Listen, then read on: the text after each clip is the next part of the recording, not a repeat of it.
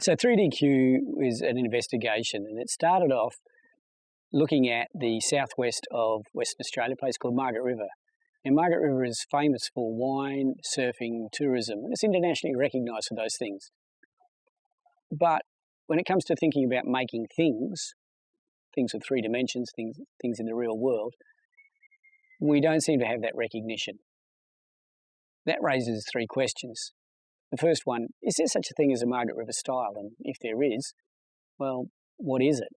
Because typically people buy style. They buy a regional style. The second question is, how do you run a business in a remote location, however beautiful it is, that's away from any major markets? You've got problems with supply lines, distribution, and all that thing. And the final question was, how do you market? How do you sell your products into a huge and competitive international market? So what we did is we talked to 5 people who've been doing this successfully from our region in the last 20 years. And this is their stories. I mean, I was born in in Bustleton, so, you know, one of the guys, I used to go to the Wadundy place up in Yells there, and the guy said, well, you're a Wadundy man, you know, because I was born here, and you take on, and, you know, you do take on that sense of place. So there's probably an element of that in me coming back here. It always feels like home. It always has. I just feel creative when I'm here. It's hard to explain. It's the power of the ocean. It's the, you know, we've got a mixing of, we've got forests, we've got ocean. It's just a lot of a beautiful, clean sky. You know, you don't get that even in the city in Perth. You know, we don't have many vehicles here. It's still a very unpopulated area. It's beautiful. You know, we've got between us, there's an ocean for thousands and thousands of miles in front of us. Most of our weather comes from the south, though. It's this clean, crisp water that lands here. And initially, Jeff Juniper to me was the essence of that, an early style. It was guys using what they had at their fingertips, you know, like resources we had around us. Let's use that, use our artistic creativity to make it something that's aesthetically appealing and usable, you know, whether it might just be art, whether it's furniture, whether it's, you know, buildings. There's some incredibly good builders down here and building designers. So I can't, it's really hard for me to explain what the Margaret River style is, but I know it's there, you know. But yeah, I was never really a business-minded person. I was more about just doing what I wanted to do and what I loved doing. So initially the business side of it, well, I wasn't very good at it at all. And after being in business for about 12 months on my own, I was struggling to try and do everything, you know. So I could either employ someone, and I had no money. So the best thing to do was bring on a partner. David come back from his world travels. Basically, he joined JAROC, so we made it a partnership. He's a really organised guy and great with figures, and, you know, just likes to keep everything in its place and very methodical, total opposite to me. Whereas I was creative and flighty, and, you know, I'd go off and want to do things. And we're a perfect couple, you know. I say couple. You know, we've had a 27-year marriage now that's very successful. And one of the things, I suppose, when I started making furniture right from the start, even though I was inspired by Juniper, and definitely my early work was led by his design and Robbie Malcolm, you know, but I was very conscious not to copy, always, you know. We wanted to create something that was ours. And for a long time, that made it difficult to sell the product because people just didn't get it, you know. And some of the stuff I made that we took to LA was, you know, I look back on it now and it was actually really good work, but the market here wasn't ready for it. But there was that challenge in the early days of the market not accepting what we were doing. But, you know, we had to adjust to the market or starve, you know. So that's a definite challenge, and it's a design challenge that we're constantly working on, you know. But, you know, if it was easy, I suppose everybody would be doing it and the market would be flooded. What do I think the Margaret River style is?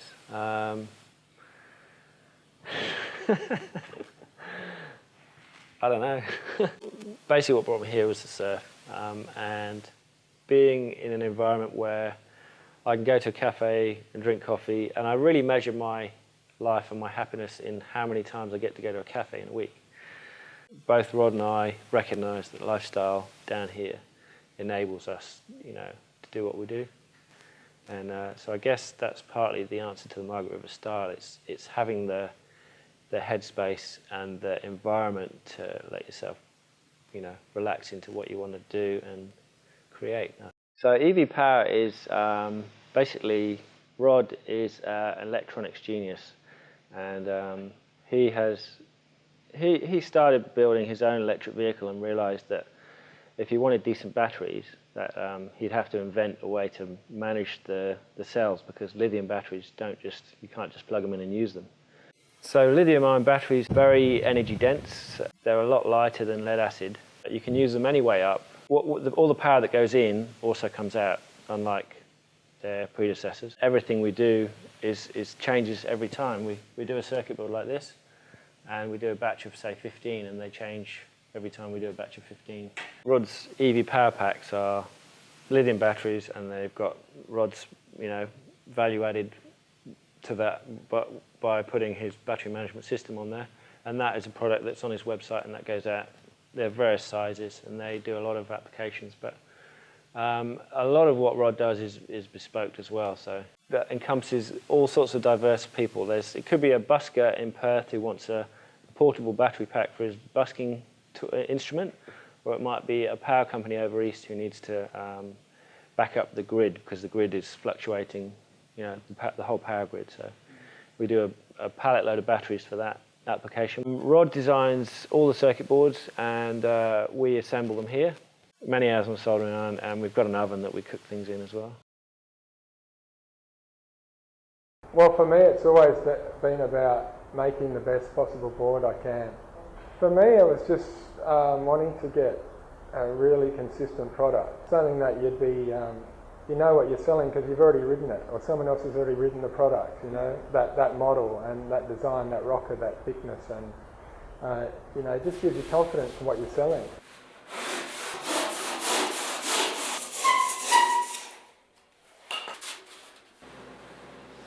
Well, it's really a one-man show here. I get two guys come in and do some glassing and sanding for me, but I've pretty much got to run the business, shape boards, deal with the customers.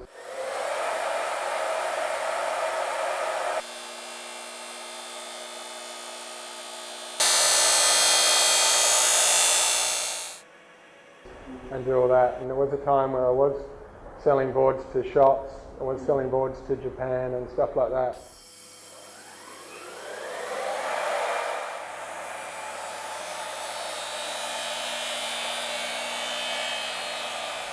Oh, look, everyone that comes to Margaret River always comments on how easygoing and happy everyone is in the town, I think everyone is living that Margaret River lifestyle. People aren't really, I guess some people are going for the money, but a lot of people are looking for more lifestyle down here than chasing the big bucket.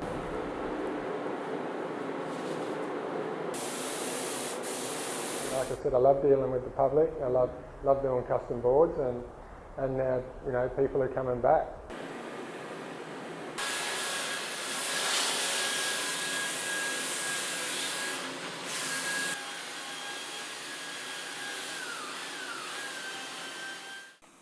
I lived on a property, 7 acres, and I had a shed there, and I was shaping from the shed. We used to get a lot of boards cut from machine over east, and they were brought over in boxes for us. That's when we first started using machines. The mate and I came down from about 42 weekends in 1 year. Permanently was in the 90s sometime, I can't remember exactly, but yeah. Work experience at school when I was about 13 or 14, and decided then I wanted to make surfboards as a living. Left school straight away, just started making boards at my mum and dad's place out in Nangara Pines. Started doing ding repairs at Murray Smith Surfboards, and then one of the guys that was shaping went on to be a pro surfer, and so I took his job as a shaper. Started shaping when I was 16 years old, and yeah, just went from there. It's magic boards, and if you get a magic board, you can store it on the computer.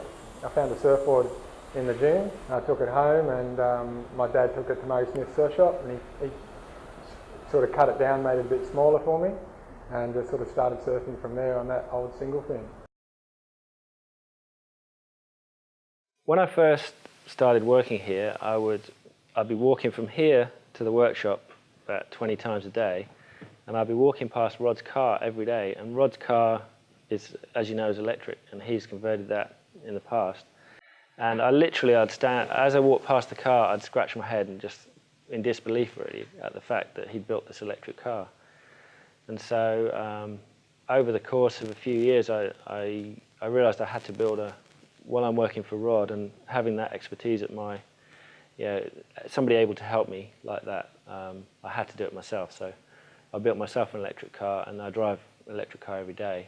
Having built Rod's electric car and my electric car, this was really just something we had in the workshop that Rod used to race as a petrol version, and we figured that it might be something you could add to our product list if you could just have the controller and the motor and the batteries all as modular units that you could just put together in the workshop and then send out. We can turn it on.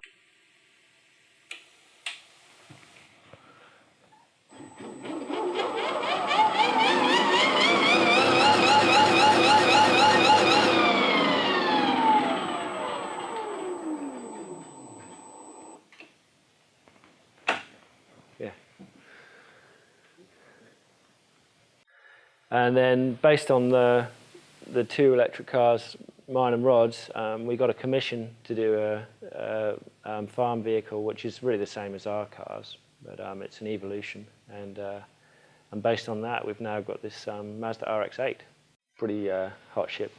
I mean, I'm responsible for doing all the fabrication.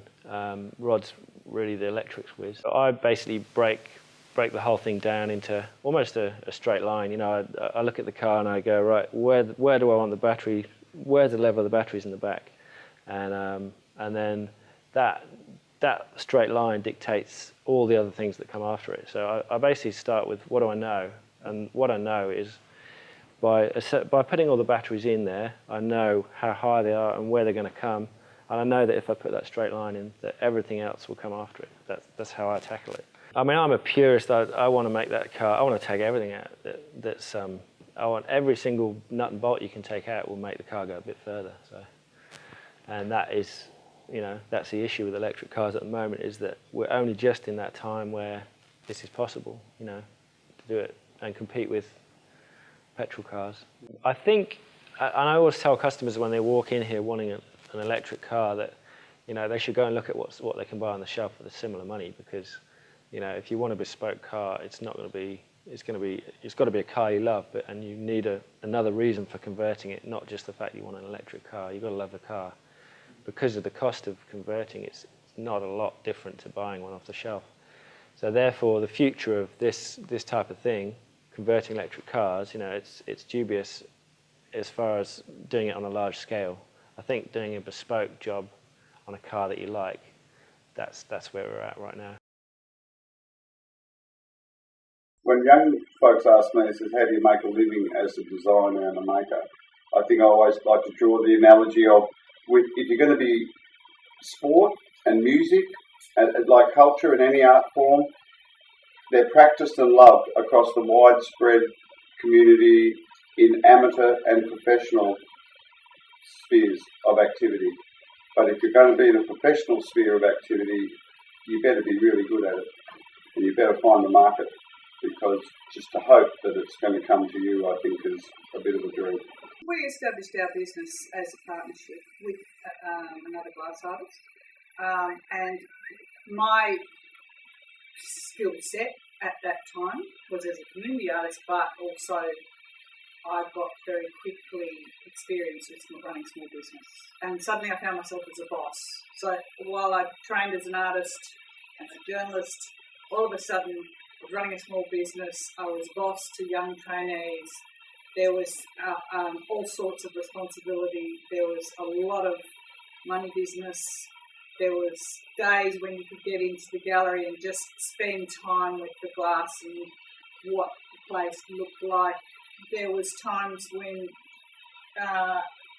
we really had to nut out some hard stuff between us, and the business has evolved over 24 years into different forms and into different styles. I mean, I've seen designs that I made 25 years ago are popular again.